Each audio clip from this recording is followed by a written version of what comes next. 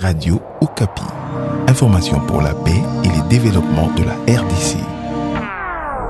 Bonjour, je suis Alain Irong Mouchinge. Dans Grand Témoin aujourd'hui, je reçois Olivier Kamitatou Etsou, plusieurs fois ministre, ancien président de l'Assemblée nationale, président du parti Alliance pour le renouveau du Congo Arc en sigle, actuellement porte-parole de Moïse Katumbi, président d'Ensemble pour la République, un parti politique de l'opposition.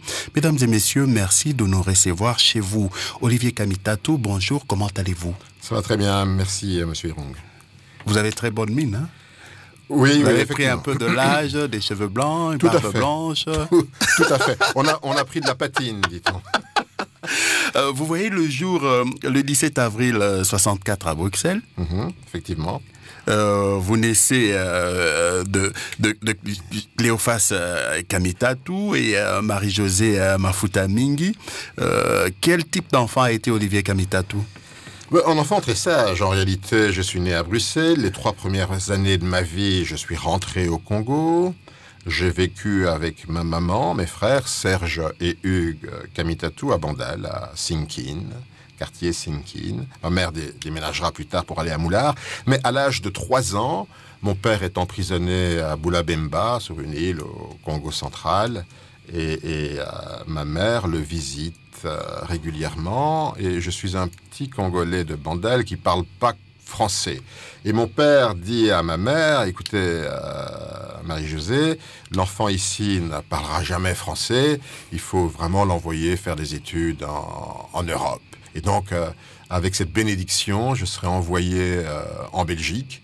Ma mère voulait d'abord m'envoyer en Suisse, mais c'était des protestants. Ma mère étant catholique, elle a trouvé une dame qui s'occupait du foyer social à Kikwit, qui avait travaillé avec elle. Et donc, c'est là où je vais passer toute ma jeunesse, dans un petit village des Ardennes, où je serai éduqué par une dame qui dirigeait le foyer social à Kikwit. Donc, voilà les premières années.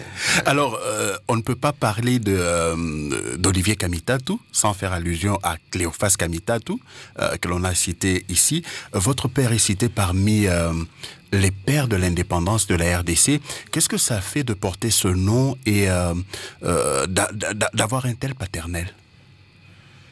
Eh bien, effectivement, c'est un nom lourd à porter parce que mon père n'avait pas que des amis. Il était un homme politique, mais il a laissé une trace extrêmement forte dans la politique congolaise en tant qu'un des pères de l'indépendance.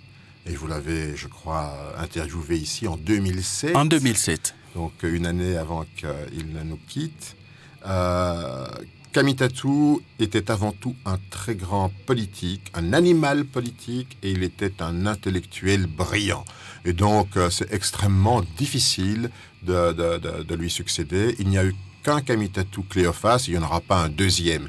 Olivier, c'est autre chose, mais il m'a donné les codes, il m'a enseigné beaucoup de choses, il m'a transmis le flambeau à Masimanimba, qui était vraiment la contrée, sa circonscription. Il a fait chaque village, il m'a accompagné dans chaque village. Quand j'ai eu la chance et l'honneur d'être désigné comme président de l'Assemblée nationale, eh bien, il m'a présenté à chaque grand village en disant « Quand je ne serai plus là, eh bien, mon fils, c'est lui qui vous dira ce qu'il faut faire en politique. » Donc, je lui suis extrêmement reconnaissant. Et j'espère pouvoir un jour, moi aussi, transmettre, parce que la transmission en politique est une chose qui est souvent négligée. Cléophas Kamitatou a fait sa part. En fouillant dans certains documents, j'ai vu quelque part Olivier Jean Cléophas Kamitatou. Pourquoi les Jean Cléophas, vous l'avez évincé? Parce que je pense que Jean Cléophas, oui, j'aurais dû rester Olivier Jean Cléophas. Jean, c'est mon parrain. Mais tiens, n'oublions pas ma mère aussi, qui fut la deuxième femme à devenir ministre dans le gouvernement du président Mobutu. Et ce fut une des toutes premières à entrer en politique, à être élue, elle de Boulungu. Et vous savez, chez nous, c'est le matriarcat. Donc, j'ai à la fois mes racines là du ventre duquel je suis sorti à Boulungu et les racines que mon père m'a confiées à Masimanimba. Donc, voilà deux êtres qui me sont chers et qui m'ont beaucoup donné et qui m'ont beaucoup appris. Alors, quels souvenirs d'enfance vous reviennent comme ça d'emblée, si vous devriez nous en donner quelques-uns? Oh, des souvenirs d'enfance. Un des premiers voyages, parce que j'étais en Belgique et régulièrement ma mère me faisait rentrer. Donc, un des premiers voyages que j'ai fait, c'était aller à Leverville, Lusanga. Elle m'a dit non, elle m'a pris par la main, il fallait que je voie le village maternel, que je traverse ces forêts.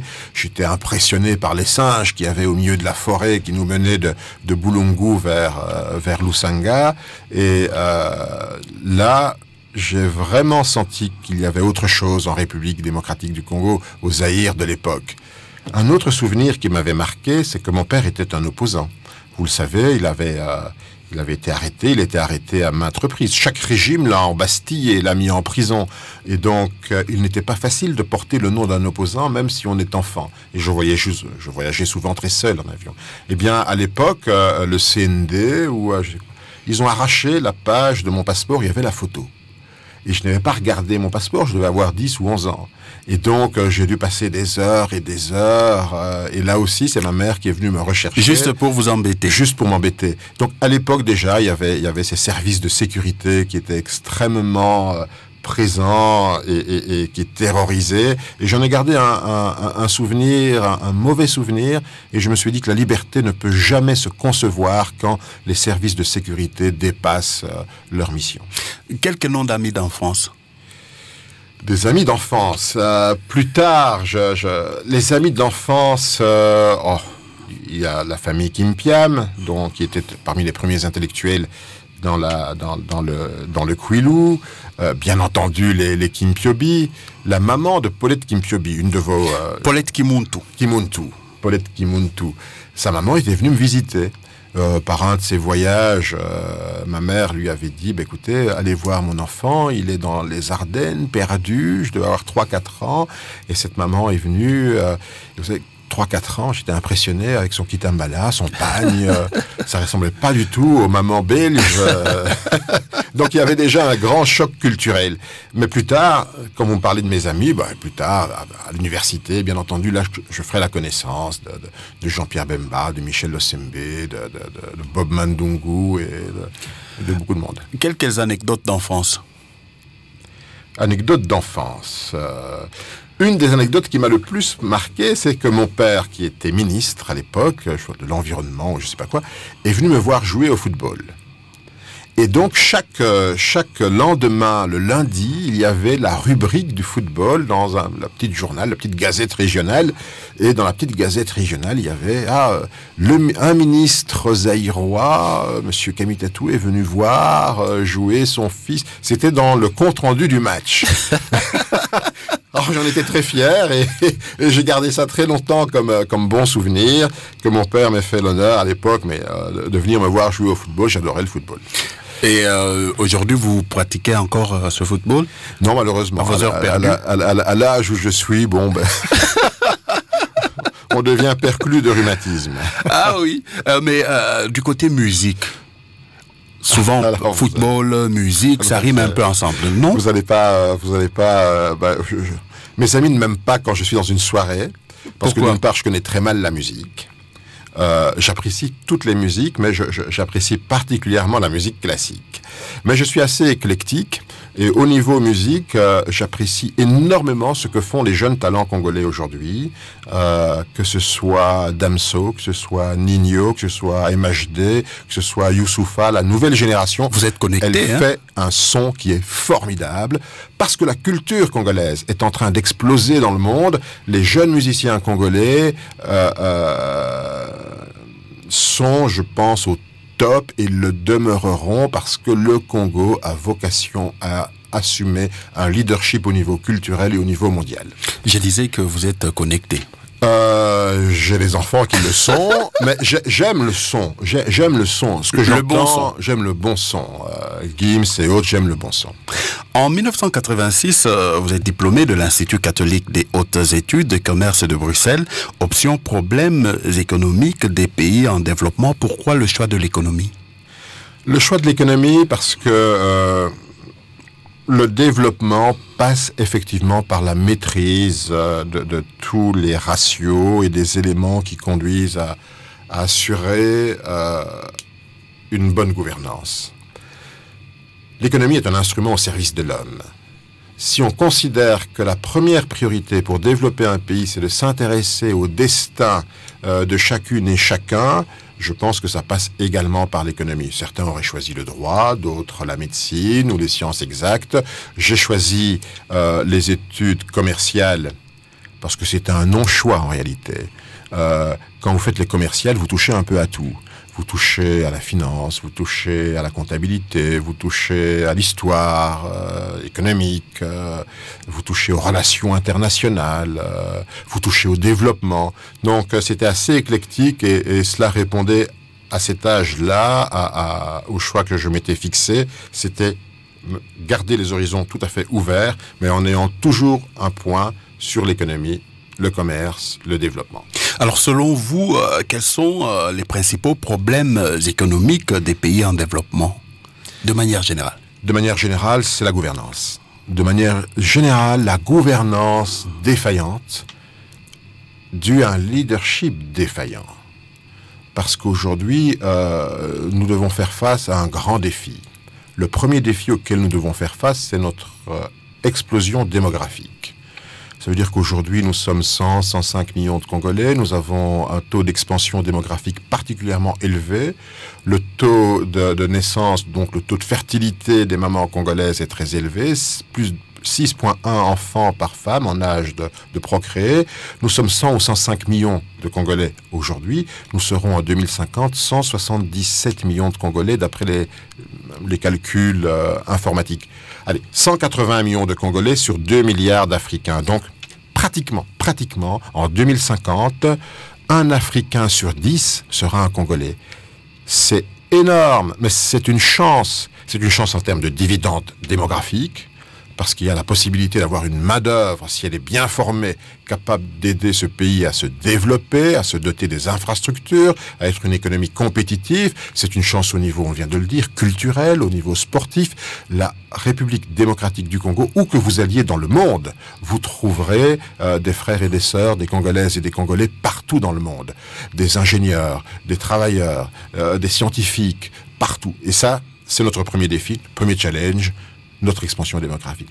Le deuxième challenge, comment allons-nous faire pour éduquer cette population?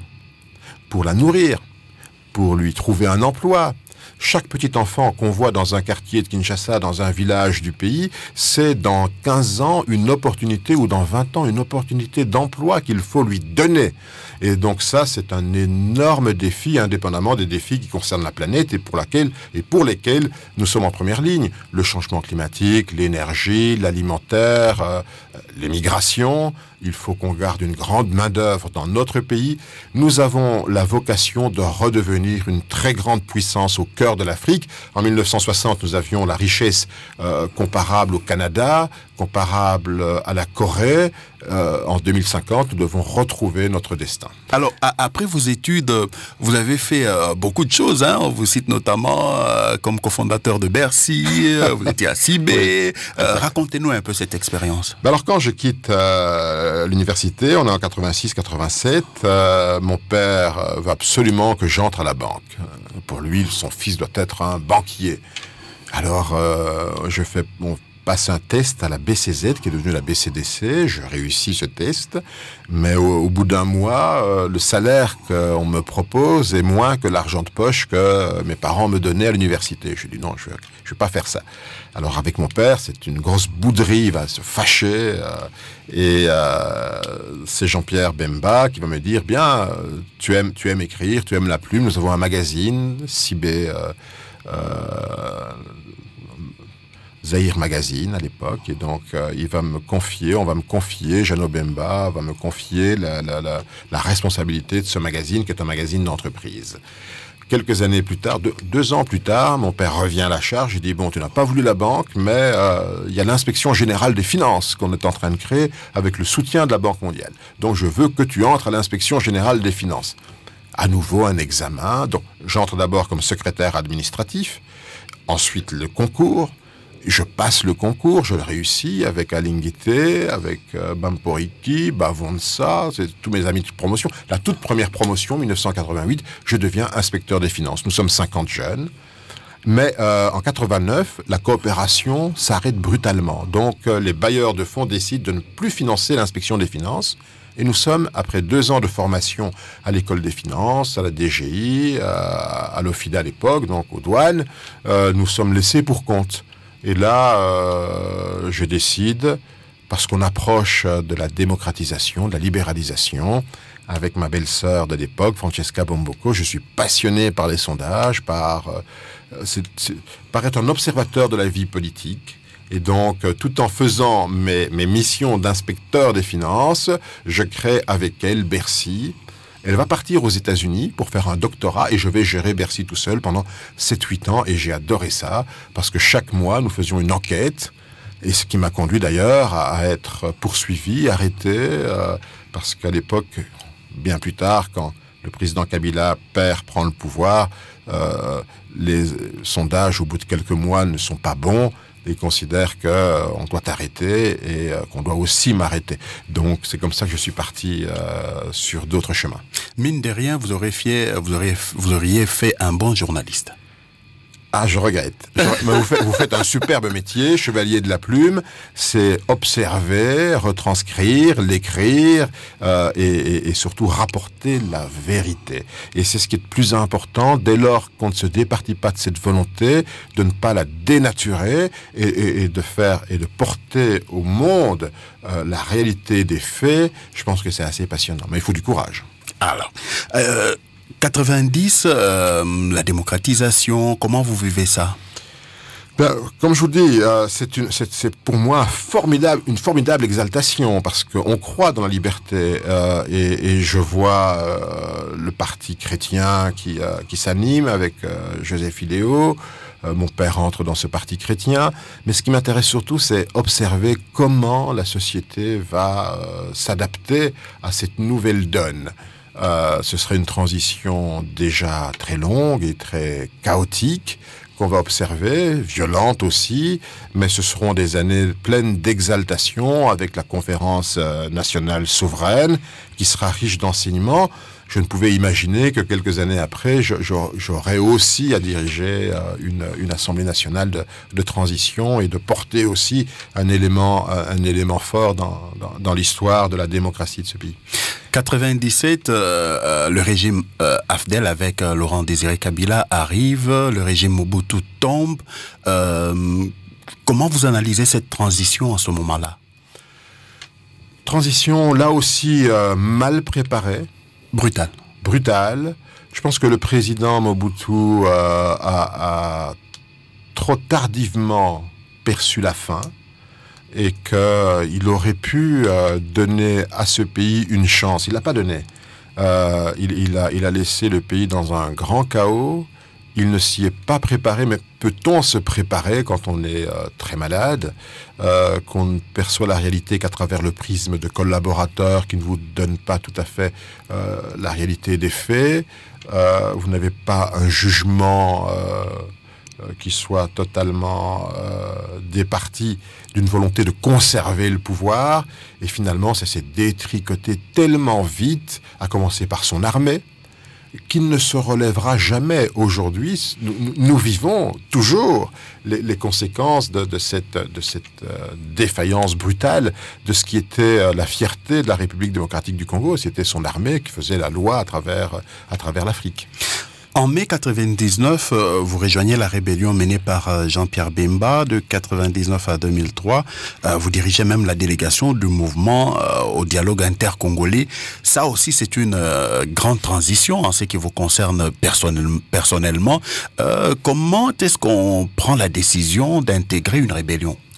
C'est souvent ce que je dis aux jeunes, c'est que entre une volonté de changement radical et le fait de passer à l'acte, il y a une étape que très peu de gens franchissent.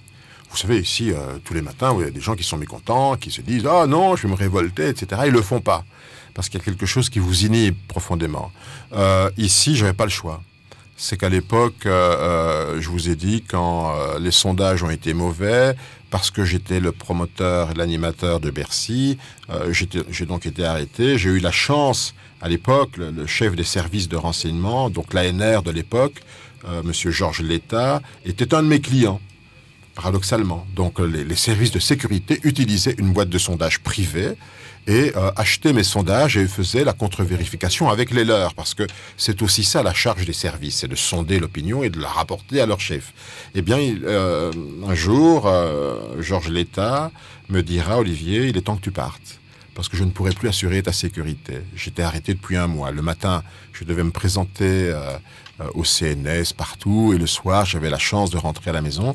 Et ce jour-là, il m'a dit, bon, mais demain, on va t'arrêter, donc tu dois partir. Et donc, je suis parti. Et de là, Jean-Pierre Bemba avait depuis plusieurs mois lancé sa rébellion. Nous étions des amis, de vieilles connaissances d'université. Et il m'appelle, il me dit, Olivier, qu'est-ce que tu fais? Alors, mais viens voir ce que je fais. Je serai à Kampala telle date. Je t'envoie un billet d'avion. Viens voir, simplement. Bon, j'ai pris un billet pour 10 jours. J'ai toujours le retour avec moi, parce que je ne suis jamais rentré. Et finalement, les 10 jours sont devenus 1 an, 2 ans. Et c'est comme ça que finalement, j'ai intégré la branche politique du MLC à l'époque. Jean-Pierre étant, bien entendu, le chairman, il gérait tout. Mais il était plus intéressé par la branche militaire. Et il m'a laissé une très grande liberté à gérer les négociations qui ont commencé et qui ont abouti à l'accord de Sun City. Il y a des exactions qui ont été attribuées au MLC. Qu'est-ce que vous répondez à ça? Je pense que ce que Jean-Pierre Bemba a payé extrêmement lourdement, c'est le fait qu'il avait une armée qui était extrêmement bien organisée, qui a commis certainement des écarts, comme toute armée commet des écarts. Il a payé cela très cher parce qu'il n'avait pas un mandat d'intervenir, même à la demande du président centrafricain, qui l'a appelé au secours. Et donc, il lui a porté secours, effectivement, à un certain moment, tout comme il avait 2 ans avant porté secours aux expatriés qui étaient menacés par un autre coup d'État qui s'était déroulé 2 ans avant avec Kolingba. Donc il s'est investi fortement, mais sans avoir aucun mandat international, et il l'a payé extrêmement cher. Alors 2023, ça fait exactement 20 ans que c'est de l'accord du dialogue intercongolais. 20 ans après, quel bilan vous en dressez? Quelles leçons peut-on en tirer? C'est une grande question qui mériterait toute une émission. La première chose que je dirais, cet accord d'il y a 20 ans, c'est une génération. Et souvent, on l'oublie. L'accord de Sun City, c'est la génération de Bemba, de Kamere, de Roberwa, peut-être de Kamitatou et d'autres. Donc ça fait 20 ans. Une génération est passée. Avons-nous réussi en termes de génération politique là où nous avions marqué le curseur? Nous avions décidé de prendre les armes pour restaurer ce qui nous paraissait le plus cher à l'époque, c'était la démocratie, l'état de droit, et nous avions formulé cela par le nouvel ordre politique. Un nouvel ordre politique fondé sur, effectivement, le souverain primaire, ça veut dire permettre aux Congolaises et aux Congolais de choisir librement les animateurs d'institutions démocratiques. Nous avons convenu du nouvel ordre politique. Nous avons organisé une transition apaisée. Nous avons réunifié un pays qui était divisé en 4 grands morceaux, totalement divisé. D'ailleurs, la MONUC, qui deviendra la MONUSCO, elle s'est déployée en 99 pour essayer de faire régner le cessez-le-feu en autorisant pour la première fois les groupes qui géraient les territoires à les administrer au profit des populations. Donc le Congo a été divisé. Joseph Kabila tenait Kinshasa, le gouvernement central, et il n'a eu de cesse de réunifier les morceaux. Et donc, on a consacré cette formule assez inédite de 1 + 4. Donc, nous avons fait preuve d'une très grande créativité politique pour la réunification de ce pays, pour lui donner un nouvel ordre politique issu d'élections. On a d'abord élaboré une constitution et tous les jours, j'invite les Congolaises et les Congolais à relire ne fût-ce que le préambule de cette constitution de 2005 qui était adoptée par référendum en décembre 2005, promulguée en 2006. Qu'est-ce que nous avions stigmatisé? C'était l'absence de légitimité. Les crises de légitimité récurrentes qui plombaient réellement la République démocratique du Congo et nous amenaient toujours vers des conflits. Nous avions décidé à l'époque de mettre en place des institutions démocratiques sur base de l'état de droit et de la séparation du pouvoir. Et nous avions considéré qu'il était important que ces institutions travaillent entre elles en harmonie. Nous avions considéré qu'il était essentiel qu'on évite toute forme de conflit. Nous avions considéré qu'il nous fallait instaurer, consolider l'état de droit. Dans cette constitution, nous avions dit, dans son préambule, et c'est tout ce qui suivra, qu'il fallait contrer toute dérive dictatoriale, qu'il fallait mettre en place une bonne gouvernance et qu'il fallait assurer une alternance démocratique. Voilà les 6 points sur lesquels nous nous sommes tous mis d'accord. Est-ce que 20 ans après, nous sommes toujours d'accord sur ces 6 points? Je le crois. Est-ce que nous les avons appliqués? Je ne le crois pas. Parce qu'aujourd'hui, on constate qu'effectivement, les institutions ne travaillent pas dans l'harmonie. On constate qu'effectivement, on n'arrive pas à contrer les dérives dictatoriales, que la gouvernance est totalement défaillante, que les conflits sont récurrents.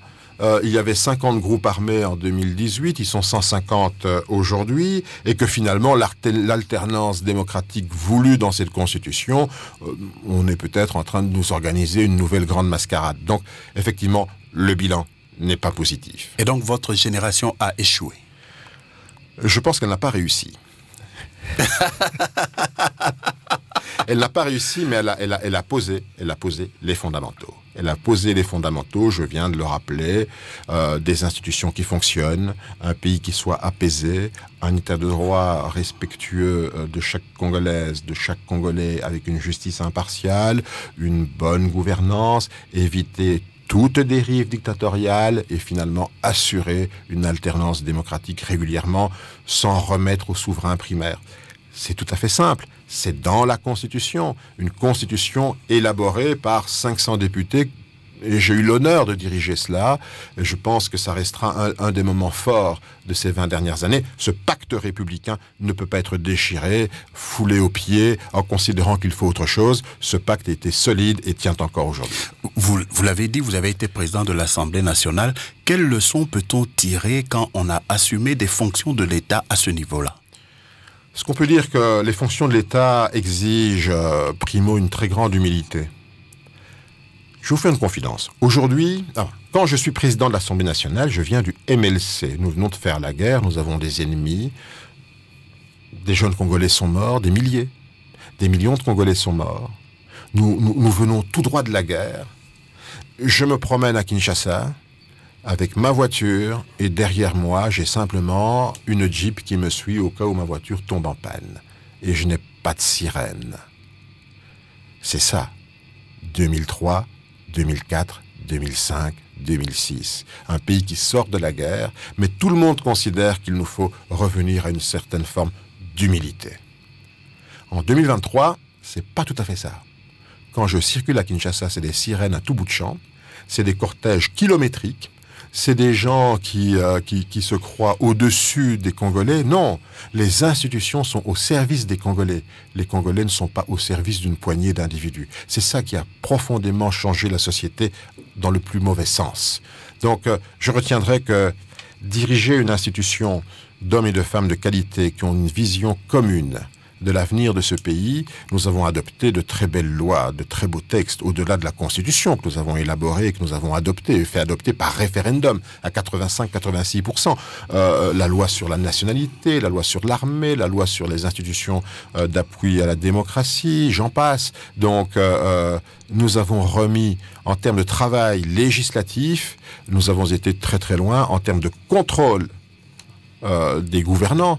Il y a eu des contrôles extrêmement forts qui ont conduit beaucoup de ministres à être débarqués du gouvernement. Grand témoin, mesdames et messieurs, reçoit Olivier Kamitatu Etsu, plusieurs fois ministre, ancien président de l'Assemblée nationale, ancien président du parti Alliance pour le renouveau du Congo, ARC en sigle, actuellement porte-parole de Moïse Katumbi, président d'Ensemble pour la République, un parti politique de l'opposition. Jean-Pierre Bemba, un ami d'enfance, un ami de longue date. Vous avez fait la rébellion ensemble, le parti MLC, et après c'est le clash. Qu'est-ce qui s'est passé? J'en ai jamais parlé. Je ne sais pas si je dois en parler un jour. Je pense que Jean-Pierre Bemba est un... J'ai raté la première confidence, allez-y à la deuxième.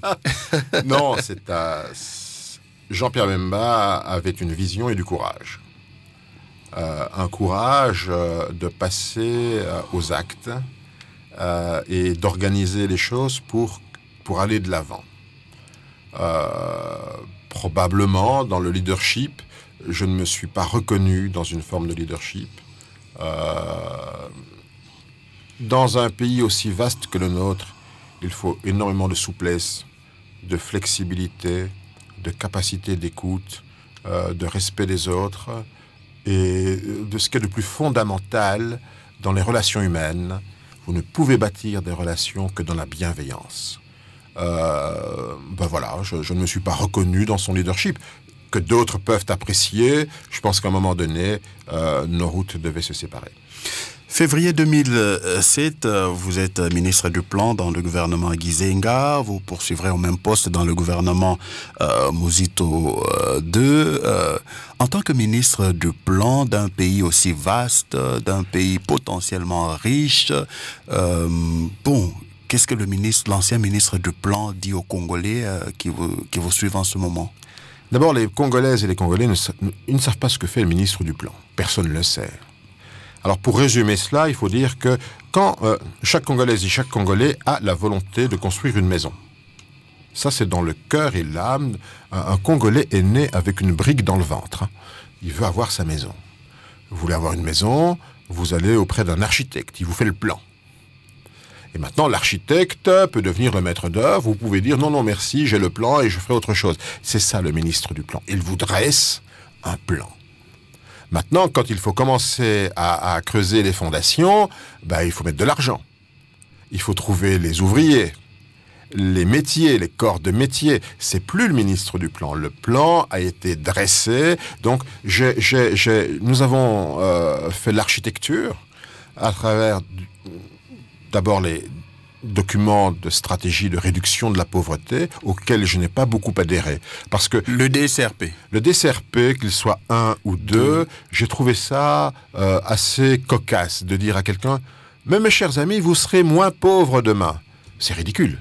Il faut dire aux gens « Vous serez riches demain. » Je vous ai reçu à l'époque, vous vous en réjouissiez et pourtant... Je m'en réjouissais parce que nous étions dans les programmes d'urgence, parce qu'à l'époque, n'oublions pas que le budget de l'État congolais, c'était 300 millions de dollars. Je pense que le Premier ministre Muzito va le porter à 1 milliard. On va arriver à effacer une dette de 10 milliards. Aujourd'hui, on s'est réendetté de manière scandaleuse. Mais de tout cela, le ministre du Plan a rêvé le Congo, a donné une esquisse d'une prospective sur l'avenir, et c'est ça un véritable ministre du Plan, c'est de ne pas travailler sur un budget d'1 an, mais c'est de travailler sur des cadres de dépenses à moyen terme, de donner des orientations, que ce soit au niveau économique, au niveau social, de sorte que chaque Congolaise et chaque Congolais puisse se dire la puissance publique, le gouvernement me protège, me rassure, encadre mes activités et me permet de m'épanouir et de chercher le bonheur dans mon pays.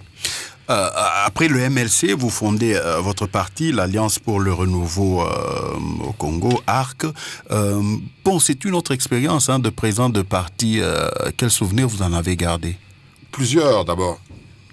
Tous les amis, ceux qui m'ont rejoint, c'était des hommes qui partageaient avec moi une volonté de plus de liberté. L'ARC a été fondé sur une idéologie, parce que très souvent on ne parle pas des idéologies. Et je suis très fier d'avoir été le président du réseau libéral africain pendant près de 5 ans. Et je suis très fier également d'avoir et de rester un des vice-présidents de l'Internationale libérale. Parce que, avant tout, l'idéologie pour moi que je conduis, c'est la démocratie et la liberté. Il faut assurer à chaque Congolaise et à chaque Congolais de pouvoir s'épanouir et de devenir ce qu'il aspire à être dans la société, dans un pays qui soit apaisé. Et ça, c'est véritablement les vertus de la liberté que nous avons voulu promouvoir. C'était la base de l'idéologie de l'Alliance pour le renouveau du Congo. Après, vous êtes membre du G7, une plateforme de 7 partis qui ont quitté la majorité présidentielle, qui soutenait à l'époque l'action du président Joseph Kabila. Ça aussi, c'est une transition importante dans votre vie et dans l'histoire de ce pays. C'était quoi les véritables motivations? La véritable motivation, vous vous rappellerez, donc il y a une volonté... en 2011, troisième confidence, 2011 les élections... Je ne suis plus en odeur de sainteté auprès de Joseph Kabila et de son parti. Je suis considéré peut-être comme un électron libre. Je vois le président de la République à l'époque et je lui dis, Monsieur le Président, je pense qu'après les élections, il serait bon que vous puissiez réviser cette constitution. Elle était élaborée dans une certaine période et je vois qu'elle n'est pas respectée. Alors, soit on respecte la Constitution, soit on demande à une constituante d'en élaborer de nouveaux termes et de réviser les choses qui ne fonctionnent pas, parmi lesquelles les pouvoirs du président de la République. Au terme de la Constitution actuelle, le président de la République a des pouvoirs extrêmement réduits. C'est le Premier ministre qui élabore la politique du pays et la met en œuvre en concertation avec le président sur un ou deux secteurs, mais c'est lui qui en est le responsable. Qu'est-ce qu'on voit? C'est que depuis plusieurs années, c'est le président qui est l'alpha et l'oméga, qui dit tout, qui dicte tout, qui se paye un train de vie somptuaire, comme aujourd'hui on dit que ce sont des millions de dollars de salaire. Ce président de la République-là n'est pas le président de la République que 85 ou 86% des Congolais ont choisi lors du référendum. Le président de la République est le garant, mais il ne conduit pas la politique du pays. Et donc, Joseph Kabila m'entend, mais ne m'écoute pas. Et donc, il veut changer la Constitution à la fin de son mandat. Et ce changement est inacceptable. On peut changer de Constitution non pas pour gagner des élections, mais pour améliorer les choses, certes. Mais on ne tripatouille pas une constitution pour rester au pouvoir. Et c'était ça le vrai conflit. Nous étions dans la même famille politique, nous avons dit au président, il n'est pas question d'un troisième mandat, il n'est pas question de changer la constitution, nous pouvons continuer à soutenir le candidat que vous nous présenterez à notre famille politique, mais ne changeons pas, et nous l'avons exhorté à ne pas changer la constitution. Il a eu l'air de s'entêter.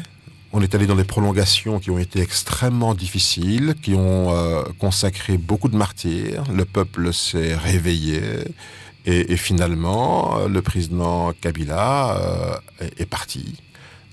Et la Constitution n'a pas été changée. Donc, quelque part, le G7 a fait son devoir de citoyen, d'homme politique, et nous sommes restés attachés à une valeur qui est le respect de notre Constitution, au rang desquels des gens ont démissionné, comme Moïse Katumbi, qui gérait le Katanga, qui est la province la plus riche du pays. C'est pas évident. On a parlé de Bemba, des gens qui vont dans la rébellion. Passer de la parole aux actes, il faut une dose de courage et de détermination et d'engagement. Le gouverneur Katumbi en a fait la démonstration. Les ministres, qu'ils soient Charles Mwando à l'époque et d'autres, Samalou Kondé, actuel Premier ministre, se sont départis de leurs responsabilités pour assumer ce qu'ils pensaient être la bonne voie pour le pays. 2018, nous assistons à la passation pacifique du pouvoir entre Joseph Kabila et Félix Tshisekedi, Moïse Katumbi, et vous autres, vous tombez dans les bras de Félix Tshisekedi, c'est la lune de miel, et puis c'est une fois de plus le divorce. Qu'est-ce qui se passe ? En 2018, on assiste à une alternance bricolée. Les résultats ont été bricolés, tout le monde le sait. Je pense qu'aujourd'hui, le président Corneille Nangaa ne cesse de le clamer sur tous les toits, mais tout le monde le savait déjà, la presse aussi, elle s'en est fait largement l'écho, la grande presse internationale, sur les vrais résultats. Il y a eu... Mais à l'époque, vous ne le disiez pas. Nous l'avons dit. Nous l'avons dit. L'AMUCA s'est créé, nous l'avons dit. Nous avons soutenu Martin Fayulu et nous avons voulu revendiquer, mais nous avons dit attention. Dès lors que nous sommes une opposition républicaine, si cela s'est inscrit dans la tête de tout le monde, nous n'irons pas prendre des armes, nous n'irons pas faire une insurrection, nous resterons dans le jeu institutionnel. Voilà ce qui s'est passé en 2018. En 2020, le président Félix Tshisekedi fait un discours extraordinaire. Ça ne va pas durer longtemps, 6-7 minutes. Un très grand discours dans lequel il appelle tout le monde à la rescousse en disant « Ce pays doit être sauvé, je vous appelle tous à venir me rejoindre parce que je constate que ça ne fonctionne pas. » Et donc, il y a un grand débat au niveau d'ensemble et nous décidons effectivement de donner une chance à Félix Tshisekedi. Et on a constaté que cette chance-là a été galvaudée, que rien ne changeait, que tout ce qu'on constate aujourd'hui, une absence totale de résultats, des promesses à foison, un train de vie somptuaire, une justice à l'encan, tout cela, on a considéré que nous avions été trompés, qu'entre le discours et la réalité de la gouvernance, il y avait plus qu'un fossé, et donc c'est comme ça que nous avons librement décidé de dire non merci, nous ne continuerons pas dans cette expérience. Alors aujourd'hui, Moïse Katumbi est dans l'opposition. Vous avez vu à un moment, quand je reprenais votre présentation, j'ai hésité, Olivier Kamitatu, président de l'ARC, ancien président, il y a plusieurs personnes qui ont considéré que le fait d'avoir laissé dissoudre l'ARC dans Ensemble aujourd'hui, et que c'était une faiblesse pour vous, selon vos détracteurs. Je pense que les partis doivent avoir d'abord une base idéologique très forte. Qu'un pays n'a pas besoin de 900 partis politiques. On a besoin... Il y a combien d'idéologies? 7 ou 8? Pourquoi a-t-on 900 partis politiques? Non, il faut se rassembler. Il faut donner une vision commune. Ce rassemblement, je l'avais déjà expérimenté avec Mbusa Nyamwisi dans les Forces du Renouveau en 2006. Nous n'avions pas fait un parti à l'époque.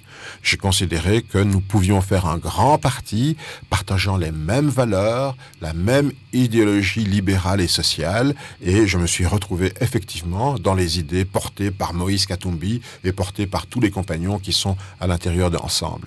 Nous avons fait de manière très démocratique un choix au niveau de l'ARC et nous avons dit à quoi cela sert-il?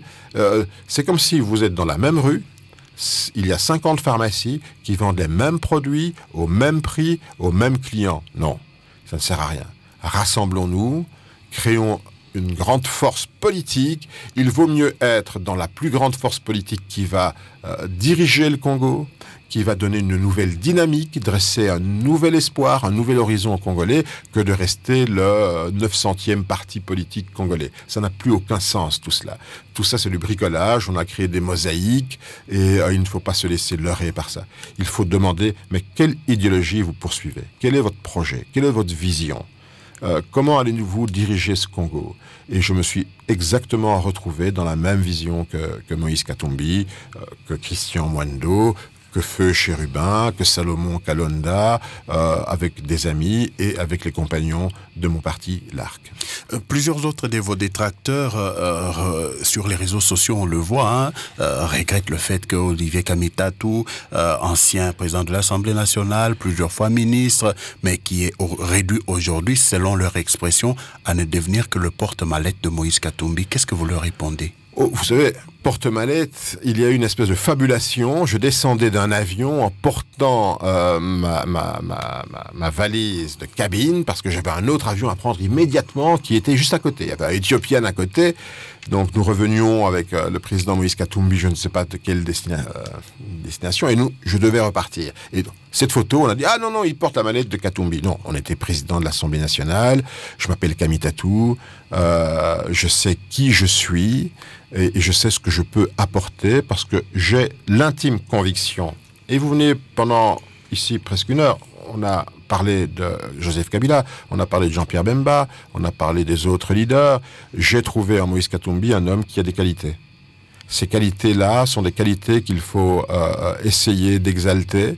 Il faut essayer d'aider quelqu'un qui peut être, à un moment donné, qui peut prendre son rendez-vous avec le peuple congolais.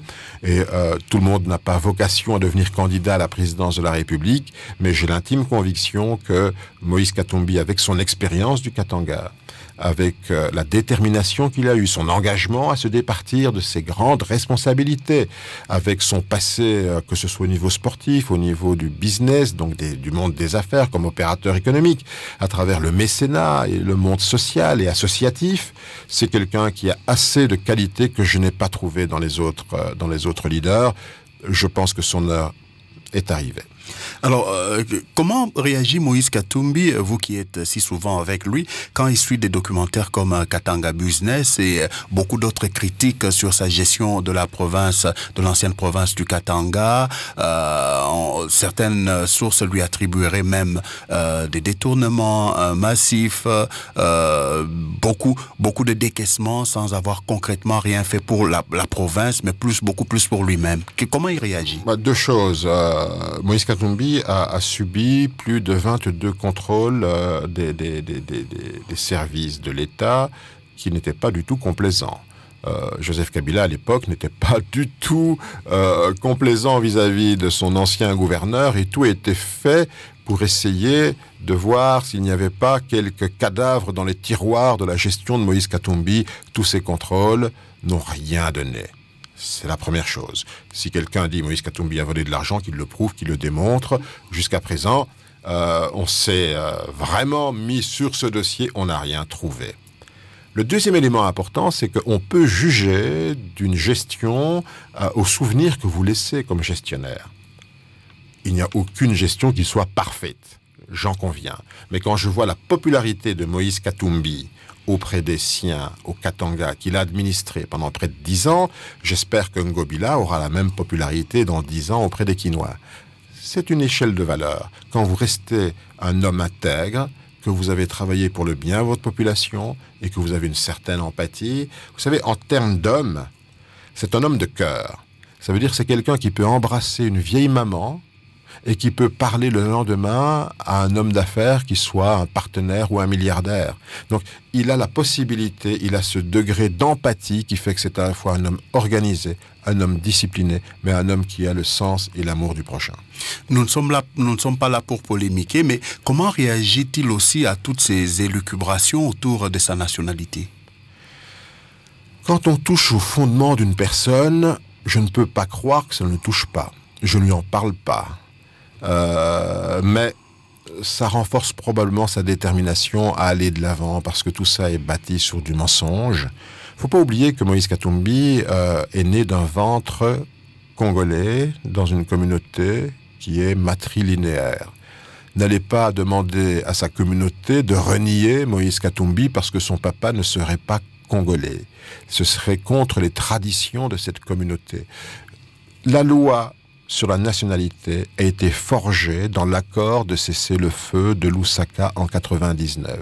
S'il est un point dans tout ce que nous avons dit sur mon passé, c'est qu'avec Caméré et Rouberois, dans l'accord de cessez-le-feu, parmi les points essentiels qui ont permis à ce pays de retrouver la paix, que les fusils soient abaissés, il y a eu cette loi sur la nationalité. Ce premier texte, qui n'est pas encore une loi, mais qui est un accord qu'on convient entre le RCD, le MLC et le gouvernement de Kinshasa, c'est de dire qui est congolais, qui ne l'est pas. Et c'est une loi extrêmement généreuse et créative. On dit qui est congolais de père ou de mère. Vous êtes né en République démocratique du Congo ou vous appartenez à une des communautés qui faisaient les frontières du Congo en 1960. Voilà les 3 points, le ius soli, le ius sanguinis. Nous avons mêlé les deux et nous avons ajouté la communauté à laquelle vous appartenez. Nous avons repris ce texte en 2003 dans la Constitution de transition. Nous avons repris ce texte en 2005 dans la Constitution qui nous régit aujourd'hui. Et quelques olibrius, simplement pour un individu qui gêne, voudrait remettre en question ce que nous avons bâti depuis 1999. Donc, Moïse Katumbi, très clairement, s'affirme comme étant un grand leader. Et je ne pense pas qu'il soit touché par cela.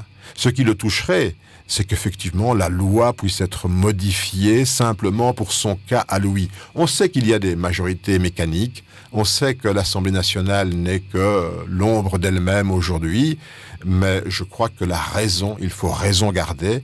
Les fondements d'une longue paix dans notre pays ne peuvent pas être malmenés parce qu'il faut écarter un individu de la course présidentielle. Olivier Kamitatou, notre entretien est en train de toucher à sa fin. 24 dossiers de candidature réceptionnés par la CENI. Moïse Katumbi, cette fois-ci encore, croit-il en une candidature commune de l'opposition? Je pense qu'il faut faire les efforts. Les efforts doivent être faits. Il faut à la fois que ces candidats de l'opposition se parlent, qu'ils aillent projet par projet, que nous puissions faire une synthèse. On sait que les uns sont favorables à la justice transitionnelle, les autres ont une vision beaucoup plus libérale, d'autres ont une vision beaucoup plus sociale. Si ensemble ils peuvent se mettre d'accord, je pense que cette démarche va commencer, elle sera progressive. Le peuple congolais veut une réelle alternative. Pour un Congo prospère, il faut une alternative qui soit crédible. Pour un Congo plus juste, un Congo le plus sûr, un Congo apaisé. Moïse Katumbi se mettra à discuter. La discussion doit s'engager quand les candidats seront connus, validés par la Cour constitutionnelle. Je pense que la discussion va commencer, qu'il faut raison garder et il faut avoir le moins de candidats possible. Nous avons 3 grands dangers. Le premier, c'est l'abstention. J'appelle toutes les Congolaises et les Congolais à se départir du fatalisme. Quand les Congolaises et les Congolais disent ces élections, ça vaut pas la peine, ils vont encore tricher, la classe politique se moque de nous. Non, non, non, non.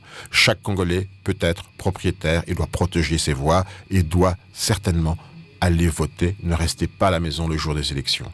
Pas d'abstention, le moins d'abstention possible. Deuxième, c'est la dispersion.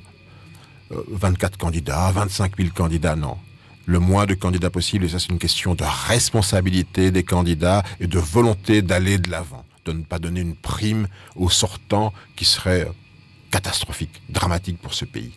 Et troisièmement, c'est la fraude. On sait qu'on prépare la fraude, et pour contrer la fraude, chaque Congolaise doit être propriétaire de sa voix. Voilà les 3 grands dangers sur lesquels nous devons veiller étroitement, et Moïse Katumbi sera présent le jour des élections. Et je vous assure que la discussion qui va s'engager entre tous les candidats, la candidate, nous voulons effectivement qu'il n'y ait plus qu'un seul candidat. Si on ne réussit pas à 100%, c'est pas grave, mais la démarche doit s'engager rapidement. Olivier Kamitatou, merci d'avoir accepté l'invitation de Grand Témoin. Je vous remercie beaucoup, monsieur. Merci. Grand Témoin, c'est fini pour aujourd'hui. À la technique, Alain Ngoy. Merci à Jonathan Fanani et Clément Chimanga à la vidéo. Supervision Jean-Marc Matouaki. Présentation Alain Irung Mouchinge. Vous pouvez retrouver cette émission et beaucoup d'autres numéros de Grand Témoin en allant sur www.radiocapi.net. Bonne suite des programmes sur la fréquence de la paix. Au revoir. Radio Okapi. Information pour la paix et le développement de la RDC.